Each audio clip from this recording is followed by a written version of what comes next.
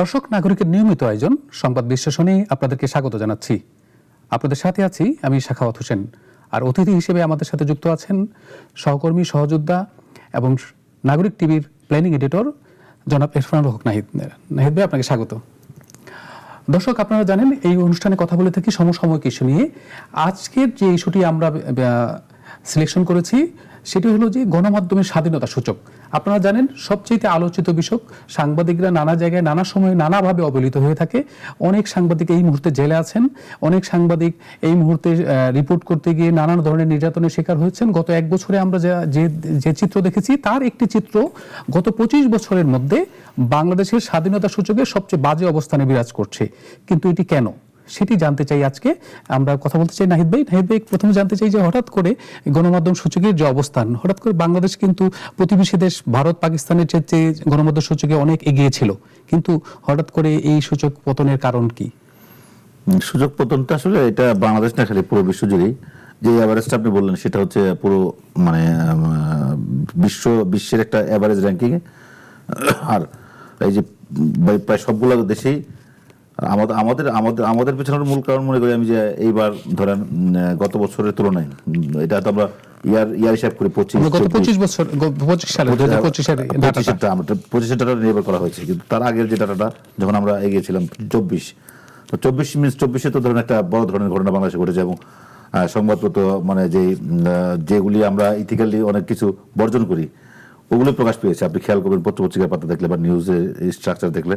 তো সেই জায়গা থেকে আমার মনে হয় যে ওই সময় স্বাধীনতা মিনস হচ্ছে আপনার সূচকটা যেভাবে নির্ণয় করা হয়, সূচকটা তো নির্ণয় করে হচ্ছে আপনার একটা সংস্থা যারা যে জরিপটা করে, আপনার এটা হচ্ছে সংস্থার নাম হচ্ছে জানে কি, ওরা জরিপটা করে। এই জরিপটা ধরেন 24-এ যে বাংলাদেশের যে পলিটিক্যাল সিচুয়েশন আর 25-এর সিচুয়েশনের মধ্যে পার্থক্য আছে। 24-এ যে মানে দুইটা পার্ট ছিল, 24-এর একটা পার্টে ছিল একটা গভর্নমেন্ট, 24-এর 5 আগস্টের পরে একটা গভর্নমেন্ট হয়েছে, আর 25টা ছিল পুরোপুরি একটা গভর্নমেন্টের নিয়ন্ত্রণে। সুতরাং সেখানে অনেক বিষয় আসে যেগুলো আসলে of the record on record, আপনি অনেক কিছু জানেন আপনি সংবাদকর্মী হিসাবে। তো সেখানে কিছু তো সমস্যা ছিল, যে কারণে আমার মনে হয় যে সুযোগটা আমরা তার আগের বছর কিন্তু এগিয়ে ছিল অনেক, প্রায় 12 ধাপ 13 ধাপ এগিয়ে ছিল, কিন্তু হঠাৎ করে আবার গত বছর আবার একটু নিম্নগামী। তো আমার ধারণা যে 26-এর যে হিসাব হবে এই সুযোগে আগে যে জায়গা বাড়ে আছে ভালো সংগত জায়গায় যাওয়ার সম্ভাবনা আছে।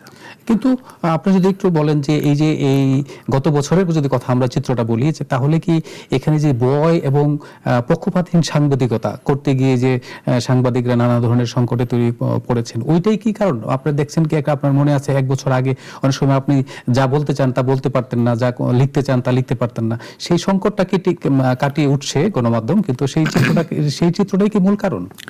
না, ভয় এক জিনিস। ভয় তো ধরে হচ্ছে যে ভয় দুই ধরনের আছে। একটা হচ্ছে ধরেন পার্সোনাল সিকিউরিটি, একটা হচ্ছে যে সামগ্রিক প্রাতিষ্ঠানিক সিকিউরিটি বা রাষ্ট্রীয় সিকিউরিটি। যদি আপনি ব্যক্তিগত সিকিউরিটি, সাংবাদিকরা তো আসলে একটা আতঙ্কের মধ্যে ছিল, ভয়ের মধ্যে ছিল। আপনি যেভাবে দেখেন না কেন সাংবাদিকদের উপর মানে অতীতে যে নির্যাতনগুলি হয়েছে এগুলির বিপক্ষে আমরা সবসময় সরব ছিলাম, কিন্তু আমরা মনে করেছিলাম যে 5 তারিখের পরে এসে সংবাদপত্রের যে স্বাধীনতার যে ন্যাচারাল সম্ভবত যা থাকার কথা তাই থাকবে, কিন্তু আলটিমেটলি আমরা কিন্তু তা দেখতে পাইনি। আমরা কিন্তু একটা আতঙ্কজনক পরিস্থিতিতেই কাটিয়েছি। আমরা সংবাদ প্রকাশের ক্ষেত্রে, আমরা নিউজ সিলেকশনের ক্ষেত্রে বা নিউজ প্রকাশের ক্ষেত্রে, এটা আমরা বলি বা না বলি, স্বীকার করি বা না করি, আমরা কিন্তু একটা সেলফ সেন্সরশিপ, সেটা ব্যক্তিগত এবং হচ্ছে প্রাতিষ্ঠানিক দুটাতে আমরা ছিলাম। যে কারণে আমি মনে করি যে এই যে ভয়টা খুব বেশি কাজ করেছে। আর আপনি যেটা বললেন এটা হচ্ছে নিরপেক্ষতা আসলে হচ্ছে কি, নিরপেক্ষতা বলতে আসলে কোনো শব্দ কেউ নিরপেক্ষ না। আপনি যদি তার মানে কি এই শব্দটা, আমার প্রশ্নটা তাহলে এই জায়গা নিয়ে যে সাংবাদিকতায় নিরপেক্ষতাটা কি আসলে পুরোপুরি সম্ভব না? না, নিরপেক্ষতা সম্ভব। নিরপেক্ষ বলতে আপনি কি বলেন? নিরপেক্ষ তো ধরেন সাংবাদিকতা আপনি করতে গেলে আপনি যদি ন্যায় সঠিক জিনিসটা লেখেন, কারো কাছে মনে হবে আপনি পক্ষে লিখছেন, কারো বিপক্ষে লিখছেন। এখানে নিরপেক্ষ বলতে দুইটা পার্টি থাকে, যে কোনো একটা নিউজের দুইটা পার্ট থাকে। একটা হচ্ছে আপনি নিউজ করলে একটা পক্ষ এটাতে বেনিফিট নেয়, একটা পক্ষ এটা থেকে ক্ষতিগ্রস্ত, আমি বলবো না, এরা মানে বিরাগ ভাজন থাকে। তো সুতরাং এটা আপনি দুই পক্ষকে খুশি করে দেন। আপনি বলতে পারেন যে না, আমরা ন্যায়ের পক্ষে। আপনি নিরপেক্ষ জায়গা থেকে আমরা ন্যায়ের পক্ষে লিখি, যেটা ন্যায় এটার পক্ষে লিখি। নিরপেক্ষতা বলতে কোনো শব্দ নাই, এবং এটা শুধু বলার জন্য বলা। কিন্তু তাহলে এই জায়গাটা থেকে আমরা কি করতে পারি যে সংবাদ মাধ্যমের স্বাধীনতা এবং দায়বদ্ধতার ভারসাম্য এটা কি কিভাবে বজায় রাখা সম্ভব তাহলে যদি নিরপেক্ষতা না হয়? হ্যাঁ, আপনার দায়বদ্ধতা বলতে আপনি ভারসাম্য বলতে আমি আপনাকে বলি, সব সংবাদ আমরা কিন্তু প্রকাশ করি না, আপনি জেনে থাকবেন। অবশ্যই।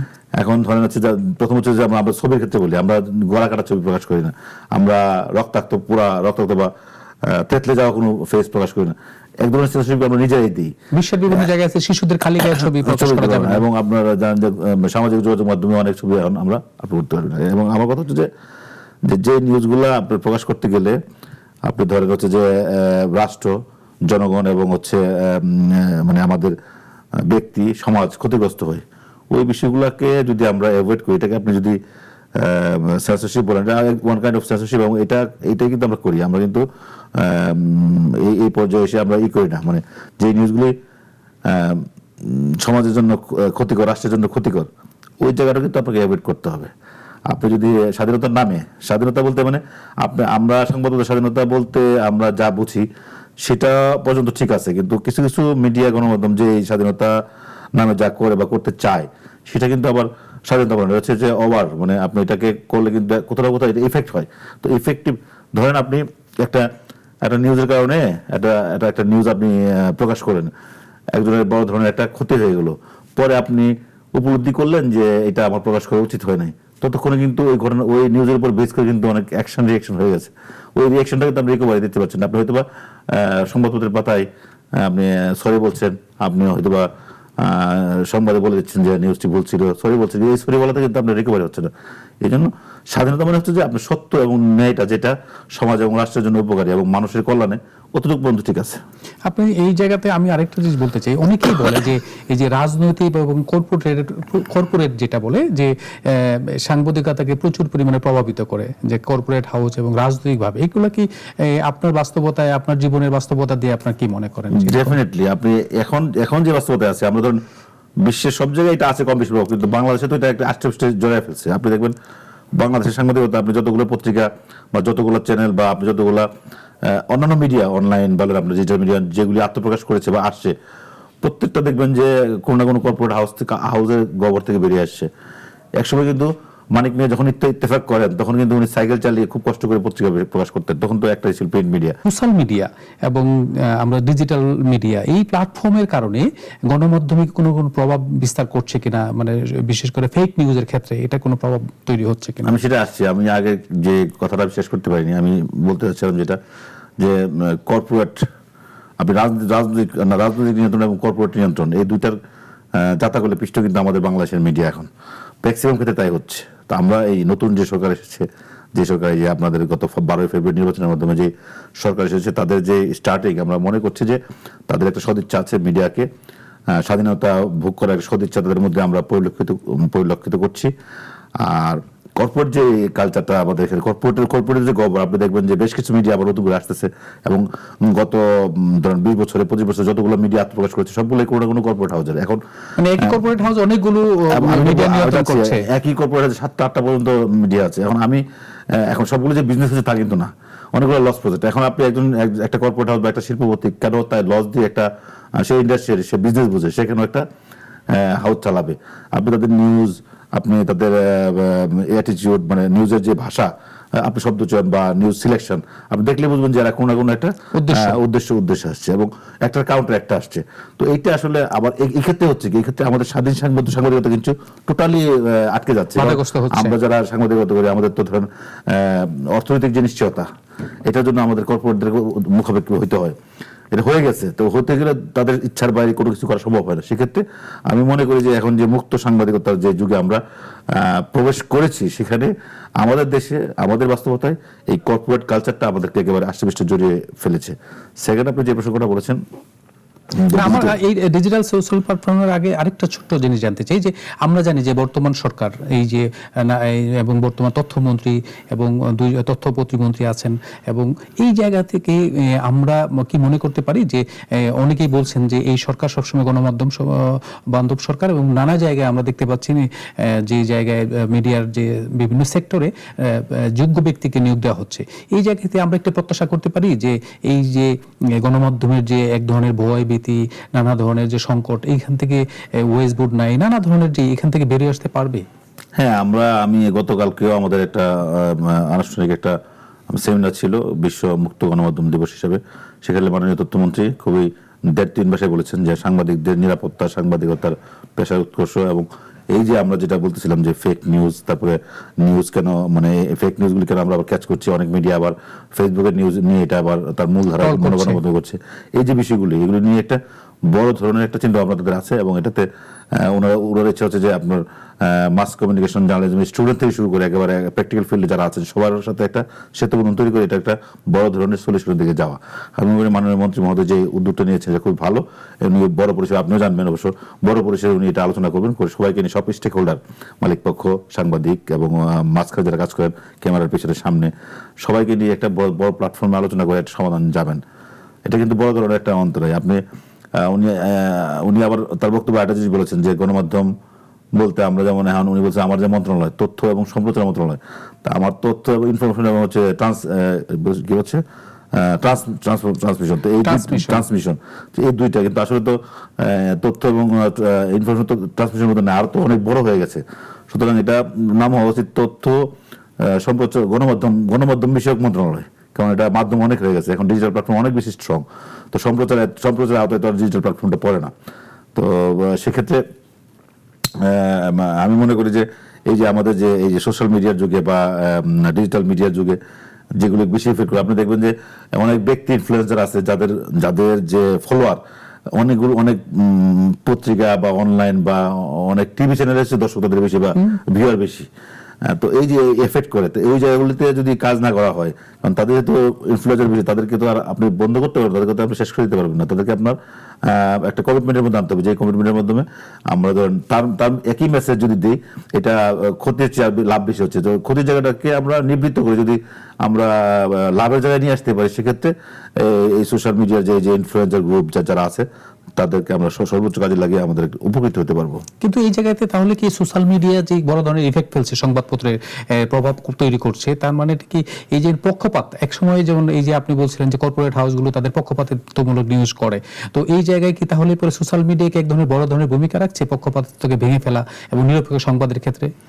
না, পক্ষপাত নিরপেক্ষ বলতে আমি তো বললামই, নিরপেক্ষ বলতে কিছু নাই। এখন হচ্ছে যে যে ব্যক্তি যিনি করছেন ওনার সেন্স মনে হচ্ছে, আমার কাছে আমি বলি ধরেন আমি এই প্রান্তে আছি, আপনি আমাকে আমি বলতেছি মানে ধরেন আমি বলতেছি আপনি আমার ফ্রন্ট দিকে আছেন, কিন্তু আপনার পিছনে যে ব্যক্তি আছে উনি বলবে যে আপনি আমার দিকে তাকিয়ে আছেন, যে এই যে স্থানগত কারণে তার কাছে মনে হতে পারে যে এটা সঠিক। তবে সামগ্রিক বিষয়ে ধরুন সামগ্রিক বিচারে যদি একটা লোক বলেন, আমরা যারা জার্নালিজম করি বা সাংবাদিকতা করি, আমরা যেমন ধরেন বিচার বিশ্লেষণ করি, কিন্তু একজন ইনফ্লুয়েন্সার সে কিন্তু আর এই নর্মসটা তার মধ্যে নাই, সে কিন্তু তার মতো করে বলে বা তার মতো করে করে, সেক্ষেত্রে তার বিষয়টা কতটুকু নিরপেক্ষতা থাকবে বা সঠিক থাকবে, আমি নিরপেক্ষ বলবো না, সঠিক থাকবে সেটা বিবেচ্য বিষয়। কারণ উনিও কোনো না কোনো ইনফ্লুয়েন্সার আবার কোনো না কোনো ইনফ্লুয়েন্স হইতে পারে, যেটা আমাদের ইথিক্সে নাই, সংবাদপত্র বা সাংবাদিকতার ইথিক্সে ইনফ্লুয়েন্স হয়ে কোনো নিউজ করার সুযোগ নেই। আপনি এই জায়গাতে আরেকটা জিনিস, সরকারের বিভিন্ন পদক্ষেপের কথা বলছিলেন, এই জায়গায় আমার একটা প্রশ্ন যে এই সাংবাদিকদের নিরাপত্তা এবং স্বাধীনতা বাড়াতে বর্তমান সরকারকে নতুন কোনো পদক্ষেপ নেওয়ার সম্ভাবনা আছে কিনা, যেহেতু আপনি সাংবাদিকদের স্বার্থ রক্ষায় কাজ করে থাকেন এবং সোচ্চার ভূমিকা পালন করে থাকেন, এই জায়গায় আপনার কোনো ধারণা আছে কিনা সরকারের সাথে? আমাদের তো বরাবরই সাংবাদিকদের নিরাপত্তার বিষয়টা খুব জরুরি। কারণ আপনি দেখবেন যে বিগত 15.5 বছরে আওয়ামী সরকার যখন ক্ষমতা ছিল, প্রায় 63 জন সাংবাদিককে হত্যা করা হয়েছে 5 আগস্ট পর্যন্ত। এরপরে বিচ্ছিন্ন কিছু সাংবাদিকদের মানে হতাহতের ঘটনা ঘটেছে। তো আমাদের আসলে সবচেয়ে বড় বিষয় হচ্ছে নিরাপত্তা, আর হচ্ছে ভয়হীন পরিবেশ। আমি আমার কাজটা করবো আমি যাতে ভয় না পাই বলতে আপনার মিনস হচ্ছে যে ভয় মানে আমি তো মারতে যাবো না, কিন্তু আমি সংবাদ সংগ্রহ করতে যাবো, আমার সেলফ যে সিকিউরিটিটা, এটা যদি আমি না পাই, আমি একটা নিউজ করলাম, এই নিউজের কারণে দেখা গেলো যে নিউজটা সত্য, কিন্তু বিক্ষুব্ধ পক্ষ আমাকে পার্সোনালি অ্যাটাক করলো, আমি তো কাজটা আমার জন্য করছি না, আমি আমার রাষ্ট্রের জন্য করছি, একটা মানুষের জন্য করছি, দেশের জন্য করছি। সুতরাং আমার সিকিউরিটি রাষ্ট্রকে নিশ্চিত করতে হবে। সেক্ষেত্রে আমাদের বর্তমান প্রধানমন্ত্রী সহ আমাদের যে মন্ত্রী প্রতিমন্ত্রী মহোদয় আছেন, উপদেষ্টা মহোদয় আছেন এই মন্ত্রণালয়, সংশ্লিষ্ট মন্ত্রণালয়, তাদের সাথে যতবারই কথা হচ্ছে আমি পজিটিভ রেজাল্ট পেয়েছি, এবং আমার বিশ্বাস যে অতীতে যে কোনো সময় চেয়ে অনেক বেশি ওনারা কাজ করবে সাংবাদিকদের নিরাপত্তা শুধু আমি তো বললাম না, আপনি তো বললেন একটা বিষয় যে নিউজের প্রকাশের ক্ষেত্রে, কিন্তু সাংবাদিক সিকিউরিটি বলতে আমি বুঝি তার সংবাদ সংগ্রহের সিকিউরিটি, তার বেতনের সিকিউরিটি, তার হচ্ছে আপনার চাকরির সিকিউরিটি। আপনি বলছিলেন যে নানা ধরনের সংবাদের, বিশেষ করে এখন কিন্তু সোশ্যাল মিডিয়াতে প্রচুর পরিমাণে ফেক নিউজ দেখা যায়। এই যে ফেক নিউজ মোকাবেলায় এই যে যেগুলো মানে প্রথম সারি গণমাধ্যম আছে, মানুষ একটা তথ্য আছে যে মানুষ সঠিক তথ্য পেতে 100টা সংবাদ মাধ্যমের মাত্র 1% সঠিক তথ্য পায়। এটার পিছনে মূল কারণ হলো সোশ্যাল মিডিয়াতে নানা ধরনের প্রপাগান্ডা, নানা ধরনের ইয়ার কারণে এই জায়গায় মানুষ বিশ্বস্ত মানে বিলিভ করতে পারে এরকম 100 তথ্যে একটা সঠিক তথ্য পায়। এই জায়গা থেকে মানে ফেক নিউজ মোকাবেলায় আমাদের কি করণীয় থাকতে পারে? ফেক নিউজ মোকাবেলায় আমরা তো খুবই মানে এখন আমরা যে সময়টাতে আছি আমরা খুবই হ্যান্ডসেট মানে হচ্ছে অ্যান্ড্রয়েড হ্যান্ডসেট নির্ভর হয়ে গেছি। আমরা সারাদিন স্ক্রলিং করতে থাকি। তো আমাদের স্বভাবগত কারণে আমাদের এই অঞ্চলের মানুষ, নাতিশীতোষ্ণ অঞ্চলের মানুষ, আমরা একটু মানে নেগেটিভিটি পছন্দ করি। তো যেটা পুঁজি করে আবার যারা এই জিনিসগুলি ফেসবুকে বা আপনার হচ্ছে ইউটিউবে বা টুইটারে বা সোশ্যাল মিডিয়াতে যারা পোস্ট করে, এরা এই পাঁচটা বুঝে এমন কিছু দেয় যেটা আমরা সহজে খেয়ে ফেলি। এখন এটা ফ্যাক্ট। আমরা আবার এখান থেকে আবার কিছু কিছু গণমাধ্যম আবার এখান থেকে কিন্তু মূলধারা গণমাধ্যম আবার এখান থেকে কিছু নিয়ে যেটা হয় যে তখন আবার ওরাও বিভ্রান্ত হয়ে যায়। অনেকগুলো সোশ্যাল মিডিয়াতে দেখছি যার কারণে বিভ্রান্ত হয়ে যায় এবং বিভ্রান্ত হয়ে এই নিউজটা দেখেছে এবং বেশ কয়েকটা ঘটনা কিন্তু ঘটেছে। এই জাতীয় নির্বাচনে আমরা দেখেছি এই বিষয়ে। তো এই যে বিষয়গুলো এখন আর এই প্রযুক্তি এমন জায়গায় আসছে, আপনি একটা ফটো কার্ড আপনি ঘরে বসে বানাতে পারছেন, আপনি একটা মোবাইল দিয়ে আপনি ফটো কার্ড তৈরি করছেন। সুতরাং আগে তো একটা ধরনের ডিজাইনিং এ কাজ করার জন্য একটা জায়গায় যেতে হতো, সেটা আর যাওয়া যাচ্ছে না, আপনি ঘরে বসে করতে পারছেন। সুতরাং কপি করতে এআই দিয়ে আপনি আমার বিকল্প একজন বানিয়ে আপনি কিন্তু চালিয়ে দিতে পারছেন। সুতরাং এই যুগে বসে আপনার ফ্যাক্ট চেক যেটা আছে, ফ্যাক্ট চেক না করে আমাদের যে মূলধারা যে গণমাধ্যম ফ্যাক্ট চেক না করে কোনো মানে সিরিয়াস কোনো নিউজ প্রকাশ না করাই বেটার হবে। আর যেটা ওপেন যেটা আছে ফেসবুক বা আমাদের এখানে ফেসবুকটা বেশি জনপ্রিয় বা ইউটিউব, তো সেক্ষেত্রে এখানে মানে আপনার ফেক নিউজ বা টেম্পার্ড, আমি বলবো ফেক একটা জিনিস আর টেম্পার্ড এক জিনিস, বা মোটিভেটেড নিউজ। অনেক একটা গ্রুপ আছে যারা বট বাহিনী বলে আর কি, এটা যে কোনো দলের হোক, তো এই নির্দিষ্ট লক্ষ্যকে টার্গেট করে বা নির্দিষ্ট টার্গেট করে ওরা এগুলি করে। তো এই জায়গাটাতে চেকিং এর ব্যবস্থা করতে হবে, যেটা আসলে খুবই টাফ একটা বিষয়। কিন্তু এটা যদি না করা হয়, আমাদের যে মানে যে সোসাইটিতে আমরা আছি, আমাদের সোসাইটি এবং বিশেষ করে ফেসবুক তো একটা সামাজিক জনপ্রিয় যোগাযোগ মাধ্যম, ফেসবুকটা এই জায়গাটাতে খুব বেশি ভালগারিজমও চলছে, আবার কি বলে নেগেটিভ প্রচারণা চলছে। তারপরে যত নেগেটিভিটি আছে সব কিন্তু এখানে আছে। তো আমার মনে হয় যে ফেসবুক এবং হচ্ছে ইউটিউব, এই মাধ্যম দুইটা আমাদের বাংলাদেশে খুবই বেশি প্রভাব রাখে। তো এই দুটাতে খুব বেশি গুরুত্ব দেওয়া উচিত। তবে গভর্নমেন্ট খুবই ধীরস্থিরভাবে আগাচ্ছে এবং এদের নলেজ এটা আছে। আমরা তো মন্ত্রী মহোদয়ের সাথে কথা বলে বুঝলাম যে ওনাদের নলেজ আছে, বাট ওই যে আমরা কিছু হলে যেটা হয় আর কি, যে গণমাধ্যমের গণমাধ্যম যদি একটা আপনি যেমন বেশ কিছু ফটো কার্ড পিএম এর পরিবার নিয়ে বা বেশ কিছু ফটো কার্ড বা কিছু নিউজ এমন ভাবে আসছে যেগুলো আসলে খুবই লজ্জাজনক এবং খুবই মানে, তো এই বিষয়গুলো তো আসলে টলারেবল না। এটা যার ক্ষেত্রে হোক, আপনার ক্ষেত্রে না, আমার ক্ষেত্রে না, এটাতে কোনো পলিটিক্স না, এটা পরিবারে প্রচুর প্রভাব পড়ে। তো এই জায়গাগুলিতে যদি শক্তভাবে সেন্সরশিপ না দেওয়া যায় বা সেন্সর না রাখা যায়, তাহলে কিন্তু আমরা লং রানে আমরা ক্ষতিগ্রস্ত হবে। আস্তে আস্তে কিন্তু একেবারে নিয়ে বলেন যে মননবৃত্তি, যে মাদকের মতো কিন্তু ছড়ায় পড়ছে। মানুষ গোপনে এগুলি দেখতে পছন্দ করে, এগুলিতে লাইকিং বেশি হয়, কিন্তু আলটিমেটলি একটা পরিবার ক্ষতিগ্রস্ত হচ্ছে। এই পরিবার ক্ষতিগ্রস্ত আমার হতে পারে, এটা আপনার হতে পারে, যে কোনো মানুষের হতে পারে।